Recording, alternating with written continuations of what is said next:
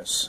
Had a couple ideas for tire side chats today, so I'm doing a couple of them, but I'm not going to, post them all today. But anyway, the next little thing I want to talk to you about, a nice little tip that might help you out of a jam.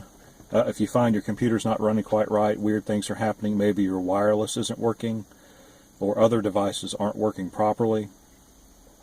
What you can do before you call me or another computer technician is you can, if you have a laptop or a desktop, first of all, disconnect the power from the unit.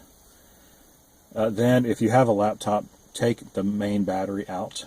Usually there's some kind of lever or slide switch on the bottom of the machine, or maybe there's two. Usually, well, on some machines there's two, and on some there's only one.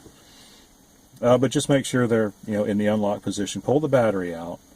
Then, if you have a laptop, of course, turn it back over and find the power button and press it and hold it for about 30 seconds. And what this will do is it will discharge any current that might still be, well, any potential current actually, because if it's unplugged and turned off, there's no actual current flowing. But any potential current that might flow through the motherboard, it will dissipate that. The reason there's potential current, of course, is because all electronic circuits use capacitors, and capacitors hold a charge even when there's no power being applied to the device. And so you want to make sure you get rid of all that current. It returns all of the components on the motherboard to like their, for lack of a better way to put it, their zero state. And so after you've, and that's good to get things to a certain point.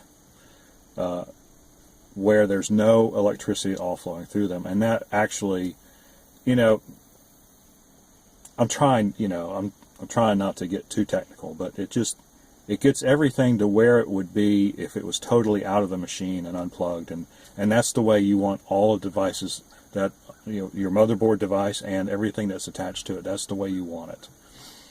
No current at all flowing through it. So it's kind of like a hardware reset. Where everything goes back to the way it was when it was first made. And so that's the way you want it, right? Well, it is the way you want it. And so then, once you've done that, you can plug your desktop back in and start up as normal. Plug in your laptop, but do not put the battery back in. Go ahead and start the machine without the battery in it. Just a good way to do it. I'm not sure exactly what the technical reason is for that, but anytime someone's talking about doing this kind of a hardware reset, that is important.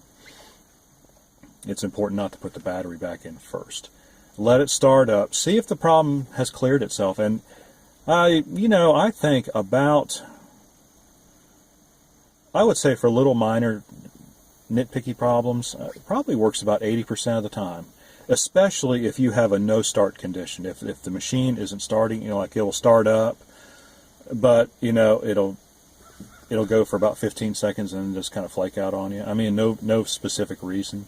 Nothing's really like no warning messages. Just kind of. But I've found it often works as well when wireless adapters on notebooks aren't working. And I don't know why. It just does. ThinkPads, of course, have their infamous plug it in, no charge light, no power light, no start condition. That is often 90%, 95% of the time cured by this. One of the few things about ThinkPads that drives you crazy. Otherwise, they're such wonderful machines, which is why that's all we sell.